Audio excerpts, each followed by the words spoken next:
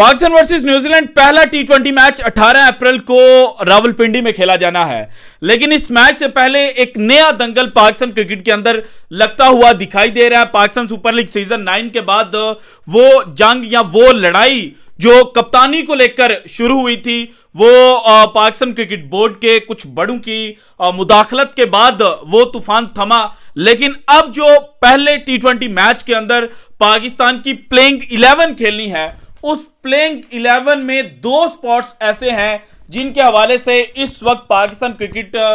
Team के जो बड़े हैं वो आपस में डिस्कशन कर रहे हैं। और इन दो स्पॉट्स के ऊपर जो दंगल है वो हमें कुछ दिनों के बाद जनाब सजा हुआ दिखाई देगा। लेकिन अब एक रिपोर्ट आज वीडियो में मैंने आपके साथ शेयर करनी है, जिसके बाद मेरे कमेंट सेक्शन के अंदर भी कुछ लोग जो हैं वो मुझसे मोहब्बत का इजहार भी करेंगे और मोहब्बत का इजहार कुछ इस तरह से करेंगे कि वो जनाब जो बेन स्टोक्स के सिनोनिम वर्ड्स हैं वो इस्तेमाल कर सकते हैं, क्योंकि उनको ये बात बुरी लगेगी। लेकिन इस वक्त जो पाकिस्तान क्रिकेट के हवाले से खबरें आ रही हैं, अगर उनको सच तस्लीम कर लिया जाए तो फिर मोहम्मद रिजवान पाकिस्तान क्रिकेट टीम से आउट होते हुए दिखाई दे रहे हैं। और जब पाकिस्तान क्रिकेट टीम के अंदर कप्तानी को लेकर जंग चल रही थी तो उस वक्त कुछ फैक्ट्स आपके साथ मैंने शेयर किए थे। कुछ लोगों को वो बुरे भी लगे थे। कमेंट सेक्शन के अंदर जाकर मैंने उनके जो कमेंट्स हैं, उनका जो फीडबैक है, उसके ऊपर उनको रिप्लाई भी किया था और उनको चीजें समझाने की कोशिश की थी। और उसके बाद जब Babar Azam officially Pakistan cricket team के कप्तान अपॉइंट हुए तो उन्होंने माना कि घुमन जो कह रहा था वो बिल्कुल ठीक था। अब पिछले 2 दिनों से जो चीज मैं आपके सामने रख रहा था कि मोहम्मद रिजवान पाकिस्तान की जो बेस्ट प्लेइंग 11 टी20 वर्ल्ड कप 2024 को जेहन में रखकर बनाई जा रही है, उसके अंदर फिट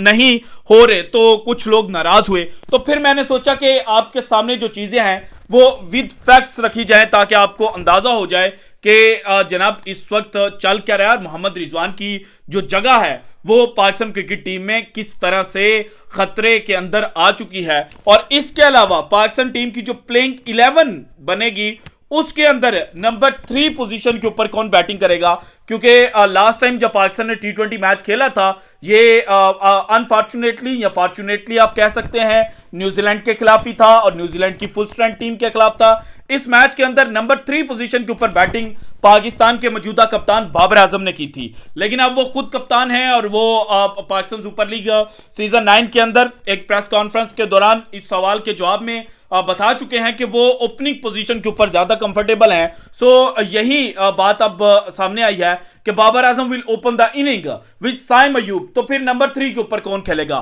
मोहम्मद रिजवान, अब भी क्वेश्चन मार्क। और फिर अगर नंबर 3 के ऊपर पाकिस्तान खिलाता है फखर जमान को, नंबर 4 के ऊपर उस्मान खान खेलते हैं, तो देन नंबर 5 के ऊपर कौन खेलेगा? इसके ऊपर भी क्वेश्चन मार्क है। सो इन दोनों पोजीशंस को लेकर भी जो डिस्कशन है वो मैंने आपके सामने रखनी है। लेकिन सबसे पहले अगर मोहम्मद रिजवान के हवाले से बात की जाए तो अभी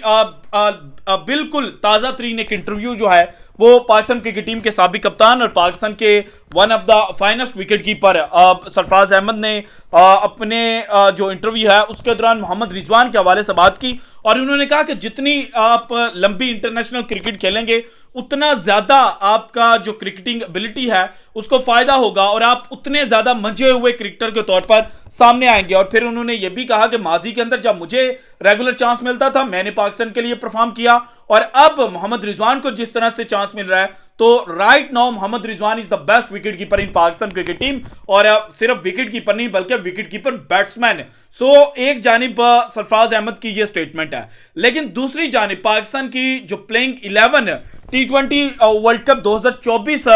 को जेहन में रखकर दौरे न्यूजीलैंड के ऊपर तैयार की जानी है, तो इस प्लेइंग 11 के अंदर मोहम्मद रिजवान उस तरह से फिट होते हुए नजर नहीं आ रहे जितना वो 3 से 4 माह पहले थे। क्योंकि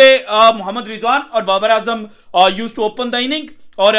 दोनों अच्छे थे। फिर फखर जमान नंबर 3 के ऊपर आ जाते थे। साइम अयूब जब 2023 में पाकिस्तान के लिए टी20 मैचेस खेले बाबर आजम और मोहम्मद रिजवान की मौजूदगी में, तो नंबर 4 पोजीशन के ऊपर उन्होंने बैटिंग की थी। लेकिन अब चूंकि पाकिस्तान क्रिकेट के अंदर एक सिनेरियो डिफरेंट तर्ज का बन चुका है, तो इसमें अब पाकिस्तान ओपनर के तौर पर देख रहा है Saim Ayub plus Babar Azam. Then question raises कि मोहम्मद रिजवान को नंबर 3 पोजीशन के ऊपर स्लॉट किया जाएगा। तो अगर मोहम्मद रिजवान के जो टी20 क्रिकेट के स्टैट्स हैं उनको परखा जाए तो ओवरऑल 78 इनिंग्स के अंदर मोहम्मद रिजवान ने बैटिंग की हुई है टी20 क्रिकेट के अंदर, और 2981 रन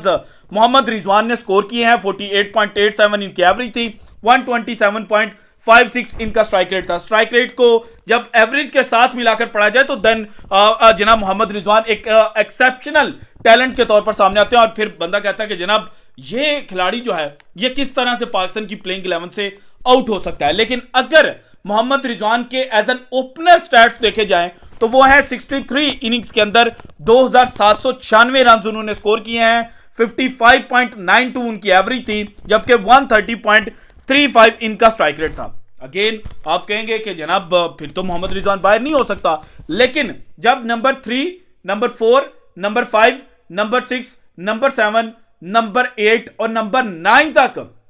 मोहम्मद रिजवान ने टी20 क्रिकेट के अंदर बैटिंग की हुई है, तो ओपनर को छोड़ के नंबर 3 से शुरू करें और नंबर 9 तक अगर मोहम्मद रिजवान के स्टैट्स को देखा जाए तो 15 इनिंग्स के अंदर इन्होंने जो बैटिंग है वो की थी, और इन 15 इनिंग्स में 185 रन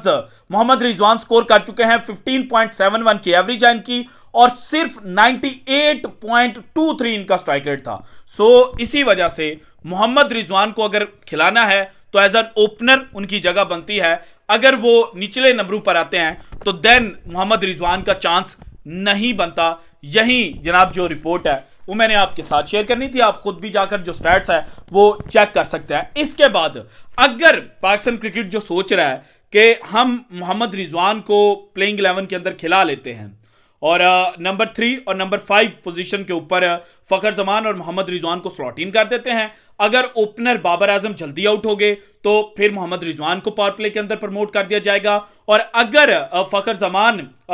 जो हैं वो साइम अयूब को रिप्लेस करें कि अगर साइम अयूब जल्दी आउट हो गए हैं तो फखर जमान साइम अयूब की जगह पर बैटिंग के लिए आए, तो वो भी लॉन्गर टर्म के अंदर पाकिस्तान के लिए बेनिफिशियल नहीं होगा। हालांकि टी20 क्रिकेट के बारे में ये बात की जाती है कि जनाब ये बड़ी स्विफ्ट गेम है, ये बड़ी जल्दी चेंज हो जाती है, यहां पर किसी का भी जो नंबर है वो फिक्स नहीं होता, लेकिन कुछ प्लेयर्स कुछ नंबर्स के ऊपर कुछ बैटिंग स्लॉट्स के ऊपर बड़े कंफर्टेबल होते हैं, जिसकी राय का इजहार बाबर आजम ने किया था कि वो एज एन ओपनर ज्यादा कंफर्टेबल है। हालांकि बाबर आजम की जो नंबर 3 पोजीशन के ऊपर स्टैट्स हैं वो भी देखे जाएं तो वो कोई बुरे नहीं है, और लेटेस्ट जो सीरीज खेली जनवरी के अंदर उसमें भी बाबर आजम के ऊपर प्रेशर आउटसाइड बहुत था, और उनके हवाले से ये बातें पाकिस्तान क्रिकेट के जो मुख्तलिफ सहाफी कवर करने वाले हैं वो कर रहे थे कि Babar Azam will be over, Babar Azam इस सीरीज के बाद खत्म हो जाएंगे। लेकिन बाबर आजम ने बड़ा अच्छा कमबैक किया, पहले 3 मैचेस के अंदर 350 स्कोर की, चौथे मैच के अंदर जनाब पॉजिटिव इंटेंट के साथ बैटिंग की, और 5वें मैच में वो इंजर्ड थे, वो उस तरह से फुली फिट नहीं थे, लेकिन वो परफॉर्म नहीं कर पाए। तो पहले 4 इनिंग्स में चूंकि वो परफॉर्म कर चुके थे नंबर 3 पोजीशन के ऊपर, तो हम ये एक्सट्रैक्ट कर सकते हैं कि बाबर आजम नंबर 3 पोजीशन के ऊपर भी बैटिंग करने की जो सलाहियत है वो रखते हैं, लेकिन एक प्लेयर का इनर सेटिस्फैक्शन जो है वो बड़ा इंपॉर्टेंट होता है, वो कुछ स्लॉट्स के ऊपर बड़ा कंफर्टेबल होता है। इसी तरह से Mohammad Rizwan as an opener तो कंफर्टेबल है, लेकिन जैसे ही आप उनको नीचे डिमोट करेंगे तो देन मोहम्मद रिजवान के भी हाथ पांव जो है वो फूल सकते हैं। सो इसीलिए अब पाकिस्तान क्रिकेट जो है वो एक बोल्ड स्टेप ले सकता है, जिसको एक खतरनाक फैसला कहा जा सकता है, और इस बोल्ड स्टेप में रोटेशन पॉलिसी जो है उसके तहत मोहम्मद रिजवान जो है उनको बाहर बिठाया जाए। अगर मोहम्मद रिजवान को बाहर बिठा दिया जाए तो देन फखर जमान पाकिस्तान के लिए नंबर 3 पोजीशन पर बैटिंग करेंगे, चाहे बाबर आउट हो या चाहे साइम अयूब। नंबर 3 पोजीशन के ऊपर बैटिंग के लिए आएंगे फखर जमान, देन नंबर 4 पोजीशन के ऊपर आएंगे उस्मान खान, जो यूई क्रिकेट को छोड़कर पाकिस्तान को रिप्रेजेंट करने के लिए आए हैं। देन अगेन नंबर 5 के ऊपर कौन खेलेगा, इस पे पाकिस्तान अब चांस ले सकता है कि पाकिस्तान एक जो स्ट्राइकर है उसको खिला सकता है, और उस स्ट्राइकर का रोल ये होगा कि आपने जाकर पावर हिटिंग जो है वो करनी है। अगर तो उस स्ट्राइकर का दिन अच्छा हुआ तो वो पाकिस्तान को अकेले ही जो मैच है वो जितवा देगा और मैच वन साइडेड करके पाकिस्तान के खाते में डाल देगा, और अगर उसका दिन बुरा हुआ तो फिर जनाब वो अपनी विकेट जो है वो थ्रो करके चला जाएगा। लेकिन फिर नीचे इफ्तिखार अहमद, शादाब खान और इमाद वसीम, ये 3 नाम ऐसे हैं कि ये अगर तीनों एक मैच के अंदर नहीं चलते तो फिर 3 डिफरेंट मैचेस के अंदर अपने अपने खाते के जो रन्स हैं वो ये बनाकर पाकिस्तान के लिए इंपैक्टफुल इनिंग जो हैं वो खेल सकते हैं। जबकि बॉलिंग लाइनअप की बात की जाए, नसीम शाह और शाहीन शाह अफरीदी में अभी तो रोटेशन पॉलिसी के तहत ये दोनों न्यूजीलैंड के खिलाफ खेलते हुए नजर आएंगे, लेकिन उसके बाद अगर तो शाहीन जो हैं वो मोहम्मद आमिर के साथ बेहतर बॉलिंग कॉम्बिनेशन बनाने में कामयाब हुए तो देन ऑब्वियसली टी20 वर्ल्ड कप में शाहीन शाह अफरीदी जो हैं वो मोहम्मद आमिर के साथ बॉलिंग करेंगे। लेकिन अगर शाहीन उतने ज्यादा जनाब कामयाब नहीं होते तो देन पाकिस्तान हारिस रऊफ को टी20 वर्ल्ड कप में प्लेइंग 11 के अंदर इंक्लूड कर सकता है। सो इस तरह से पाकिस्तान क्रिकेट जो है वो इस वक्त मुख्तलिफ प्लान जो है उनके ऊपर गौर कर रहा है, लेकिन मेन प्लान ये है कि मोहम्मद रिजवान को किस जगह के ऊपर स्लॉट इन किया जाए। और मोहम्मद रिजवान के हवाले से जो इतलात आ रही हैं उनके मुताबिक कुछ साफी अब ये भी कह रहे हैं कि जनाब बाबर आजम जो है वो अपने पुराने दोस्तों को धोखा देना शुरू कर चुका है। लेकिन हकीकत में पाकिस्तान क्रिकेट की जो इस वक्त नीड और डिमांड है वो ये है कि मोहम्मद रिजवान अनफॉर्चुनेटली अगर एज एन ओपनर नहीं खेलते तो देन प्लेइंग 11 के अंदर उनकी जगह जो है वो पक्की नहीं है। और पक्की से ज्यादा अगर ये कहा जाए कि 95% तक चांस है कि उनकी टीम से छुट्टी हो जाएगी, तो ये बात दुरुस्त है। So this is it from today's episode. अगर आपको वीडियो पसंद है तो लाइक कीजिएगा, ज्यादा से ज्यादा शेयर कीजिएगा, अपनी कीमती राय का इज़हार लाजमी कीजिएगा, और अगर आपने अभी तक चैनल को सब्सक्राइब नहीं किया तो कर दें। शुक्रिया, अल्लाह हाफिज।